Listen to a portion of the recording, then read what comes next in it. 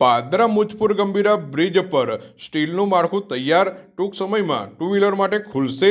પાદરા ખાતે તૂટી પડેલા મુજપુર ગંભીરા બ્રિજ પર હવે મહત્વપૂર્ણ કામગીરી પૂર્ણતા તરફ આગળ વધી રહી છે. ગત જુલાઈ માસમાં આ બ્રિજ ક્ષતિગ્રસ્ત થઈ તૂટી પડતા મધ્ય ગુજરાતથી સૌરાષ્ટ્ર તરફ જતી આવન જાવન સંપૂર્ણ રીતે બંધ થઈ ગઈ હતી, જેના કારણે રાહદારીઓ અને સ્થાનિક લોકો ભારે મુશ્કેલીનો સામનો કરી રહ્યા હતા. ખાસ કરીને પાદરા વિસ્તારના ઔદ્યોગિક એકમોમાં કામ કરવા જતા બોરસદ તરફના કામદારો તેમજ વિદ્યાર્થીઓ માટે આ બ્રિજ જીવનરેખા સમાન હતો.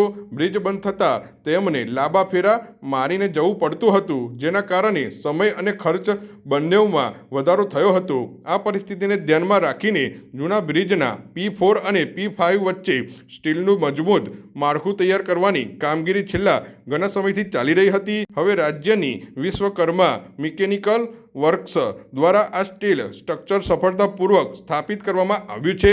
હાલમાં બ્રિજ પર અંતિમ તબક્કાની કામગીરી ચાલી રહી છે અને ટૂંક સમયમાં તેને ટુ વ્હીલર ચાલકો તેમજ પગપાળા રાહદારીઓ માટે ખુલ્લો મૂકવામાં આવશે.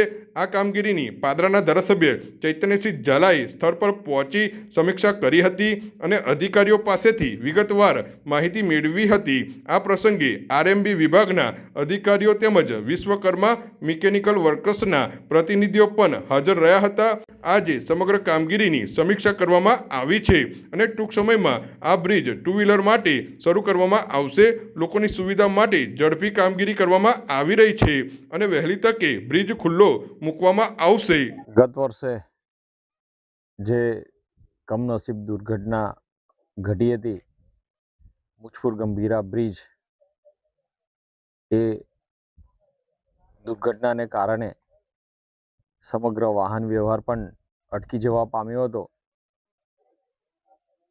આ દુર્ઘટનાને ધ્યાનમાં રાખીને અને જે બે જિલ્લા વચ્ચેનો તમામ ટ્રાફિક અટકી ગયો હતો, એ ધ્યાને લઈ ગુજરાત સરકારે ખૂબ જ ગંભીરતાપૂર્વક કામ કર્યું અને આજે આ બ્રિજ તૂટેલા બ્રિજને જોડવા માટે અને ટુ વ્હીલર કે ચાલતા એક તરફથી બીજે તરફે જઈ શકાય તેના માટે સરકારશ્રીએ આ બ્રિજને જોઈન્ટ કરવાનું નક્કી કર્યું હતું અને આજે એક લોખંડનું માળખું આની ઉપર તૈયાર કરીને બેસાડવામાં આવ્યું છે, જેનાથી આ બ્રિજને ચાલતા કે ટુ વ્હીલર દ્વારા અવર જવર કરી શકાય તે પ્રમાણેની વ્યવસ્થા કરવા માટેની તમામ પ્રાથમિક જરૂરિયાતો અને લોખંડનું સ્ટ્રક્ચર આની ઉપર બેસાડવામાં આવ્યું છે અને ટૂંક સમયમાં લગભગ અઠવાડિયા કે 10 દિવસ દરમિયાનમાં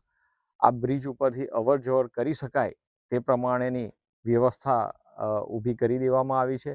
તેમાં MERC વિશ્વકર્મા એજન્સીએ ખૂબ જ નોંધનીય કામ કર્યું છે અને આ તમામ કામ તેમને વિના મૂલ્યે કર્યું છે. એક સરકારની જનતાની સેવા માટે તેમને આ ખૂબ જ ઉત્તમ ઉદાહરણ પૂરું પાડ્યું છે અને આ બ્રિજ થવાથી, આ કનેક્ટિવિટી થવાથી એ બંને જિલ્લાને એ નોકરી માટે, ભણવા માટેની જે કનેક્ટિવિટી છે એ સારી અને જનતાને ખૂબ જ ઉપયોગી સાબિત થશે અને આપણે જોઈ રહ્યા છીએ કે નવો બ્રિજ પણ ખૂબ જ જલ્દી બનીને તૈયાર થઈ જશે.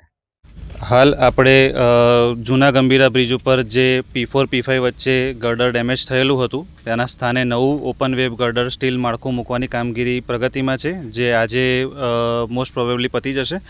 એની અન્ય માર્ગ સલામતીની કામગીરી અને અન્ય કામગીરી કરવાનું કામ આવતીકાલથી સાઇટ ઉપર શરૂ કરવામાં આવશે. હાલ P4 P5ની વચ્ચે ઓપન વેબ ગર્ડર મૂકવાની કામગીરી અંતિમ તબક્કામાં ચાલુ છે. ત્યારબાદ લગભગ 7-8 દિવસમાં બધી આનુષંગિક કામગીરી પૂર્ણ કરીને ટ્રાફિક માટે આ બ્રિજ ખુલ્લો મૂકી દેવાનું આયોજન કરવામાં આવેલ છે. સર, માળખામાં જે છે કઈ પ્રકારનું સ્ટ્રક્ચર તૈયાર કરવામાં આવ્યું છે અને કઈ રીતના વ્હીકલ જઈ શકશે? હાલ આપણે P4 P5ની વચ્ચે ઓપન વેબ ગર્ડર સ્ટીલનું માળખું તૈયાર કર્યું છે બ્રિજના બંને છેડે હાઇટ બેરિયર અને હોરિઝોન્ટલ બેરિયર આપવામાં આવશે, જેનાથી 2 વ્હીલરથી વધારે વિડ્થનું કોઈ પણ વાહન આ બ્રિજ ઉપર ના જઈ શકે અને વધારે હાઇટનું વાહન આ બ્રિજ પર ના જઈ શકે એવી વ્યવસ્થા કરવામાં આવશે.